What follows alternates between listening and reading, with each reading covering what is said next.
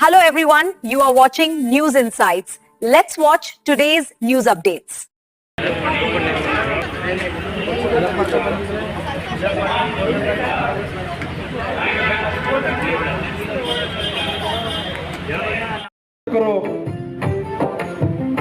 ಸಮಾಜದ ಬಗ್ಗೆ ಅತಿಯಾದ ಕಳಕಳಿ ಕಾಳಜಿ ಇರತಕ್ಕಂತಹ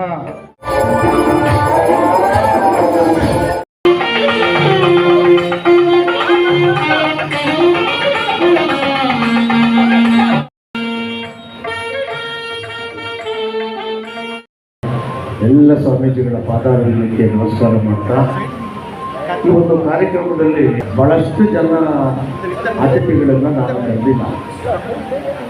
ಯಾಕಂತ ಹೇಳಿದ್ರೆ ಏನಾದರೂ ನಾವು ಕರೆದ್ರೆ ಅದು ಸಮಾಜಕ್ಕೆ ಅದರ ಪ್ರತಿಫಲ ಸಿಗಬೇಕಾಗ್ತದೆ. ಸಮಾಜವಂತ ನಾಯಕರುಗಳನ್ನು ಕರೆಸಬೇಕಾಗ್ತದೆ. ಎಲ್ಲದಕ್ಕಿಂತ ಮುಖ್ಯ ಹಾಗಾಗಿ ನಾನು ಭಾಳ ಯೋಚನೆ ಮಾಡಿ ಭಾಳ ಕಡಿಮೆ ಜನ ಇಬ್ಬರೇ ಅವ್ರನ್ನ ಕರ್ಸೋಣ, ಸಮಾಜದ ನೋವನ್ನು ಅವರಿಗೆ ಹೇಳೋಣ. ಒಂದು ಇಚ್ಛಾಶಕ್ತಿ ಇರುವಂಥ ರಾಜಕೀಯದಲ್ಲಿರ್ತಕ್ಕಂಥ ಒಬ್ಬ ವ್ಯಕ್ತಿತ್ವರು, ಇನ್ನೊಂದು ಪತ್ರಿಕಾರಂಗದಲ್ಲಿರ್ತಕ್ಕಂಥವ್ರು, ಅದಕ್ಕೋಸ್ಕರ ಇಬ್ಬರನ್ನೇ ಕರೆದೆ. ಹಾಗಾಗಿ ನನ್ನ ಆತ್ಮೀಯ ಮಿತ್ರ JC ಚಂದ್ರಶೇಖರ್ ಅವರು, ಈಗ ಅವರು ಕಾರ್ಯಾಧ್ಯಕ್ಷರು KPCC ಮತ್ತು ರಾಜ್ಯಸಭಾ ಸದಸ್ಯರು ಆಗಿರ್ತಕ್ಕಂಥ ನನ್ನ ಆತ್ಮೀಯ ಮಿತ್ರ ಚಂದ್ರಶೇಖರ್ ಅವರು ಕೂಡ ಈ ಸಂದರ್ಭದಲ್ಲಿ ಸ್ವಾಗತವನ್ನು ಮಾಡ್ತಾ, ಹಾಗೆ ಪತ್ರಿಕಾರಂಗದಲ್ಲಿ ಭಾಳಷ್ಟು ಅನುಭವವನ್ನು ಹೇಳಿದ್ವಿ, ಅದನ್ನೇ ಪತ್ರಿಕೆಯಲ್ಲಿ ಮಾಡುವಂಥ ಚಾತೆ ಇರ್ತಕ್ಕಂಥ ಆತ್ಮೀಯ ಮಿತ್ರರಾದಂಥ ಸನ್ಮಾನ್ಯ ಶ್ರೀ ಚೆನ್ನೇಗೌಡರು ಕೂಡ ಇದ್ದಾರೆ. ಎಲ್ರಿಗೂ ಸ್ವಾಗತವನ್ನು ಹೊತ್ಕೊಂಡಿದ್ದೆ. ಯಾಕೆಂತ ಹೇಳಿದ್ರೆ, ಯಾಕೆ ಸೌಂಡ್ ಆಗ್ತೀರಾ? ಕಮ್ಮಿ ಮಾಡಿಲ್ಲ.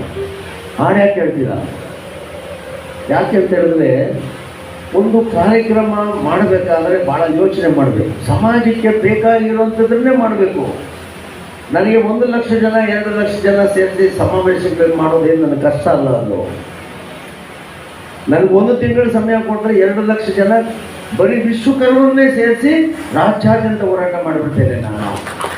ಬೆಳ್ಳಿ, ಮರ, ಕಲ್ಲು, ಶಿಲ್ಪ, ಕಬ್ಬಿಣ, ಈ 5 ಕೆಲಸ ಮಾಡುವಂಥವ್ರು ನಾವು ಹಿಂದುಳಿದ ವರ್ಗದಲ್ಲಿ 102 ಜಾತಿನಲ್ಲಿ 41 ಪಂಗಡಗಳಾಗಿ ಅಲ್ಲಿ ಗುರುತಿಸ್ಕೊಂಡಿದ್ದೇವೆ. ನಮ್ಗೆ ಯಾವುದೇ ಸವಲತ್ತಿಲ್ಲ, ಅದು ಬೇರೆ ವಿಷಯ. ಕಮ್ಮಾರನಿಗೆ ಬಡಗಿ ಮಕ್ಕಳು ಕೊಡೋದಿಲ್ಲ ಅಂತಾರೆ, ಬಡಗಿಗೆ ಕಮ್ಮಾರನ ಹೆಣ್ಮಕ್ಳು ಕೊಡೋದಿಲ್ಲ ಅಂತಾರೆ. ನಮ್ಮಲ್ಲೇ ಸಮಸ್ಯೆ ಇದು. ನಮ್ಮ ಸಮಸ್ಯೆಗಳು ಎಷ್ಟು ಮಟ್ಟಿಗೆ ನಮ್ಮನ್ನು ಪೀಡಿಸ್ತವೆ ಅಂತ ಹೇಳಿದ್ರೆ, ವೇದಿಕೆಯಲ್ಲಿ ಮಾತ್ರ ನಾವು ಒಂದಾಗ್ತೀವಿ, ಮನೆಯಲ್ಲಿ ನಾವು ಒಂದಾಗಲೇ ಇಲ್ಲ. ನಾವು ಹೊರಗಡೆ ನಾವೆಲ್ಲ ಒಂದೇ ನಾವು ಕಿರ್ಚಾಡ್ತೀವಿ.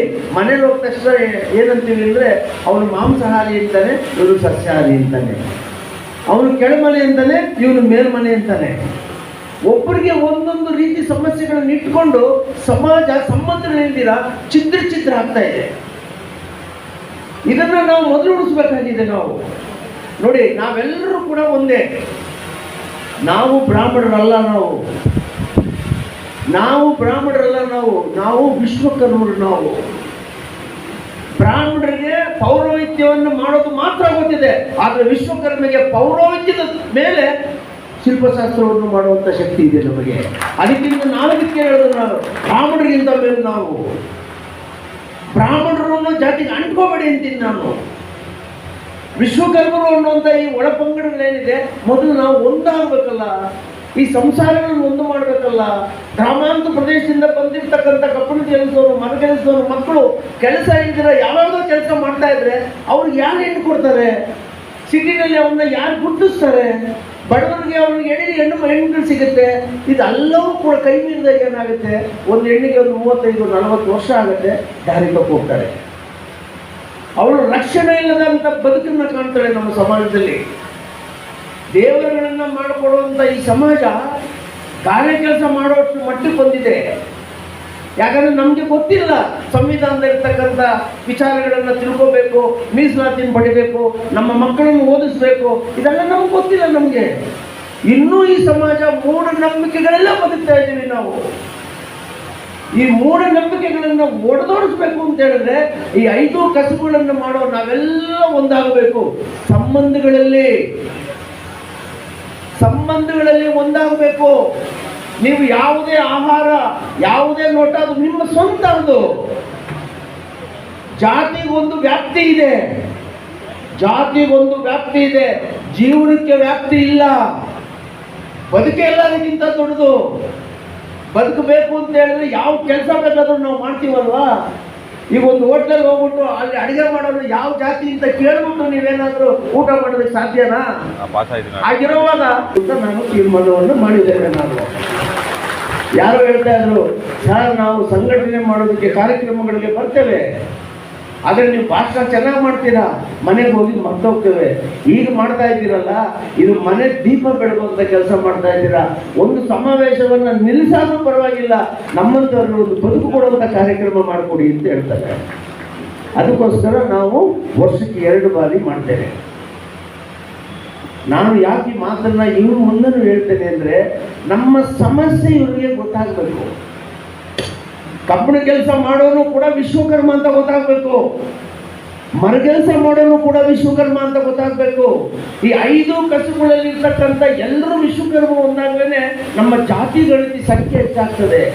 ಮಾಡ್ಕೋಬೇಕು. ಇಂಥ ಕಾರ್ಯಕ್ರಮಗಳ ಮೂಲಕ ನಾವು ಸಂಬಂಧಗಳನ್ನ ಗಟ್ಟಿ ಮಾಡಿ ತರ್ತೀನಿ ಅಂತ ಸರ್ಕಾರ ಹೇಳಿದ್ರೆ, ಕುರುಬರ ನಂತರ 2ನೇ ಸ್ಥಾನದಲ್ಲಿ ವಿಶ್ವಕರ್ಮ ಸಮಾಜನೇ ಬರ್ತದೆ. ಇದು ನಿಮಗೆ ಗೊತ್ತಿರಲಿ. ನಮಗೂ ಒಂದು ಕಾಲ ಬರ್ತದೆ ಒಳ ಮೀಸಲಾತಿ ತರಬೇಕು ಅನ್ನೋದಕ್ಕೆ, ಅದಕ್ಕೂ ಆ ದಿನ ಬರ್ತದೆ. ಇಲ್ಲಿ ಈಗ ಎಲ್ಲದಕ್ಕಿಂತ ಹೆಚ್ಚಾಗಿ ನಾನೊಂದು ಮನವಿ ಪತ್ರವನ್ನ ನಮ್ಮ ಆತ್ಮೀಯ ಮಿತ್ರರಾದಂಥ GC ಚಂದ್ರಶೇಖರ್ ಅವರಿಗೆ ಕೊಡ್ತೇನೆ. ಅದನ್ನು ಸಣ್ಣದಾಗಿ ಓದ್ಬಿಡ್ತೇನೆ, ವಿವರಣೆ ಮಾಡಕ್ ಹೋಗಲ್ಲ, ನಾನು ಓದ್ಬಿಡ್ತೇನೆ. ಈ ಕೆಳಗಂಡ ಬೇಡಿಕೆಗಳನ್ನು ಈಡೇರಿಸಲು ಕೋರಿ ಮನವಿ. ವಿಶ್ವಕರ್ಮ ಸಮುದಾಯದ ಕುಲಶಾಸ್ತ್ರ ಅಧ್ಯಯನದಲ್ಲಿ ನಮ್ಮ ಸಮಾಜಕ್ಕೆ ಮಾರಕವಾದ ವರದಿಯನ್ನು ಮೈಸೂರು ಯೂನಿವರ್ಸಿಟಿ ಸರ್ಕಾರಕ್ಕೆ ಸಲ್ಲಿಸಿದೆ. ಹೀಗಾಗಿ ಸದರಿ ವರದಿಯನ್ನು ಪರಿಗಣಿಸದೆ ಮೈಸೂರು ಯೂನಿವರ್ಸಿಟಿ ಹೊರತುಪಡಿಸಿ ಬೇರೆ ಯೂನಿವರ್ಸಿಟಿಗೆ ವಿಶ್ವಕರ್ಮ ಸಮಾಜದ ಕುಲಶಾಸ್ತ್ರ ಅಧ್ಯಯನ ಮಾಡಲು ಸರ್ಕಾರ ಮತ್ತೊಮ್ಮೆ ಆದೇಶಿಸಬೇಕು. ಕುಲಶಾಸ್ತ್ರದ ಮೂಲಕ ನಾವೆಲ್ಲ ಎಸ್ಸಿಗೆ ಹೋಗ್ಬೇಕಂತ ಬಹಳ ಆಸೆ ಪಟ್ಟು ಅದಕ್ಕೆ ಪೂರಕವಾದಂಥ ವಿಚಾರಗಳನ್ನು ನಾನು ಸಂಗ್ರಹ ಮಾಡಿಕೊಟ್ರೆ, ನನ್ನ ಎದುರುಗಡೆ ನಂಜುಂಡನವರು ಕರೆಕ್ಟು ನೀವು ಹೇಳ್ತಾ ಇರೋದು ಅಂತ ಹೇಳ್ಬಿಟ್ಟು ಯಾರು ಕುಟುಂಬಕ್ಕೆ ಮರಳಾದ್ರೂ ಗೊತ್ತಿಲ್ಲ, ಅದನ್ನ ವರದಿ ಕೊಡ್ತಾರೆ. ಯಾವ ಕಾರಣಕ್ಕೂ ಕರ್ನಾಟಕ ರಾಜ್ಯದಲ್ಲಿ ವಿಶ್ವಕರ್ಮ ಸಮಾಜದ 41 ಉಪಪಂಗಡಗಳನ್ನು ಪರಿಶಿಷ್ಟ ಪಂಗಡದಲ್ಲಿ ಸೇರಿಸೋದ್ರಿಂದ ಯಾವ ಲಕ್ಷಣವೂ ಕಾಣ್ತಾ ಇಲ್ಲ ಅಂತ ಕೊಡ್ತಾರೆ ಮನುಷ್ಯ. ಹಾಗಾದ್ರೆ ಸುಮ್ಗೆ ಹೇಳ್ತೇನೆ, ಸುಮ್ಗೆ ಇದೇ ಪರಿಶಿಷ್ಟ ಪಂಗಡದಲ್ಲಿ ಸಮುದಾಯದ ಧಾರ್ಮಿಕ ಕೇಂದ್ರಗಳಾದ ಒಳವಿ, ತಿಂತಳಿ, ಲಿಂಗನಮಟ್ಟಿ, ಗೋನಾಳ ಕ್ಷೇತ್ರಗಳ ಅಭಿವೃದ್ಧಿ ಪ್ರಾಧಿಕಾರ ಮಾಡಿಕೊಡ್ಬೇಕು ಸರ್ಕಾರ ಅಂತ ಹೇಳಿದ್ದೇನೆ. ಚಂದ್ರಶೇಖರ್ ಸಾಹೇಬ್ರೆ, ನಮ್ಮ ಸಮಾಜದಲ್ಲಿ 5 ಧಾರ್ಮಿಕ ಕ್ಷೇತ್ರಗಳು ಇಡೀ ದೇಶದ ಸಾಂಸ್ಕೃತಿಕ ಸಂಸ್ಥೆಗಳಾಗಿದೆ. ಆದ್ರೆ ಬಡತನದಲ್ಲಿರೋದ್ರಿಂದ ನಮಗೆ ಅದನ್ನ ಹೇಳೋದಕ್ಕೆ ಕೂಡ ಆಗ್ತಾ ಇಲ್ಲ. ಇದರಲ್ಲಿ ಸಿರಿಸಂಗಿ ಕಾಳಿಕಾದೇವಿ, ತಿಂತಳಿ ಮೌನೇಶ್ವರ, ಚಿಕ್ಕಲ್ಲೂರು ಸಿದ್ದಪ್ಪಾಜಿ ಮತ್ತು ವೀರಬ್ರಹ್ಮೇಂದ್ರ ಸ್ವಾಮಿ, ಈ 5 ಕ್ಷೇತ್ರಗಳು ನಮ್ಮ ಸಮಾಜದ ಆಸ್ತಿ. ಅದೇನೋ ಭಾಳ ಹೋರಾಟ ಮಾಡಿದ್ದಕ್ಕೆ ಕೊನೆಗೆ ಕಾಂಗ್ರೆಸ್ ಸರ್ಕಾರನೇ ಅದೇನೋ ಗೊತ್ತಿಲ್ಲ ಚಿಕ್ಕಲ್ಲೂರು ಪ್ರಾಧಿಕಾರ ಅಭಿವೃದ್ಧಿ ಮಾಡ್ತು. ಆದರೆ ನನ್ನ ಮನಸ್ಸಲ್ಲಿ ಏನು ಹೇಳ್ತಾ ಇದೆ ಅದ್ರದ್ದು ಹೇಳ್ತಾ ಇದ್ದೇನೆ. ಆ ಅಭಿವೃದ್ಧಿ ಪ್ರಾಧಿಕಾರ ಚಿಕ್ಕಲ್ಲೂರು ಸಮಾಜದ ಸಿದ್ದಪ್ಪಾಜಿ ವಿಶ್ವಕರ್ಮ ಸಮಾಜದವರು, ಚಿಕ್ಕಲ್ಲೂರು ಸಮಾಜದ ಸಿದ್ದಪ್ಪಾಜಿ ವಿಶ್ವಕರ್ಮ, ಅದಕ್ಕೆ ಆತನ ಗದ್ದಿಗೆಗೆ ಪೂಜೆ ಮಾಡುವಂತ ಅರ್ಹತೆ ವಿಶ್ವಕರ್ಮ ಸಮಾಜಕ್ಕೆ ಸಿಗಬೇಕು ಅಂತ ಕೇಳಿದ್ದೇನೆ ನಾನು. ನಮ್ಮ ಸಮಾಜದಲ್ಲಿ ಪೂಜೆ ಮಾಡ್ಬೇಕದನ್ನ. ಆ ಅಭಿವೃದ್ಧಿ ಪ್ರಾಧಿಕಾರಕ್ಕೆ ನಮ್ಮ ಸಮಾಜದಲ್ಲಿರ್ತಕ್ಕಂಥ ಒಬ್ಬರನ್ನ ಅಧ್ಯಕ್ಷರನ್ನಾಗಿ ಮಾಡಬೇಕು ಅಂತ ಕೇಳಿದ್ದೇನೆ.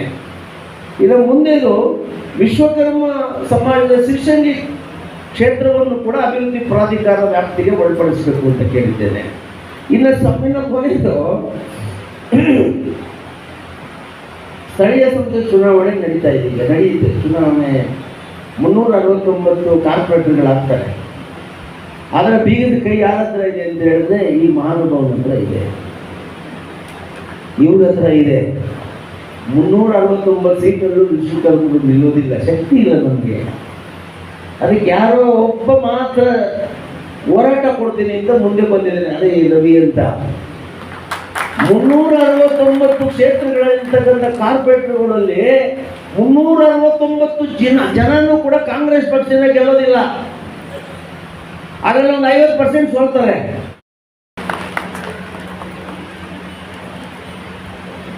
ಸರ್ ಈ ಸೈಡ್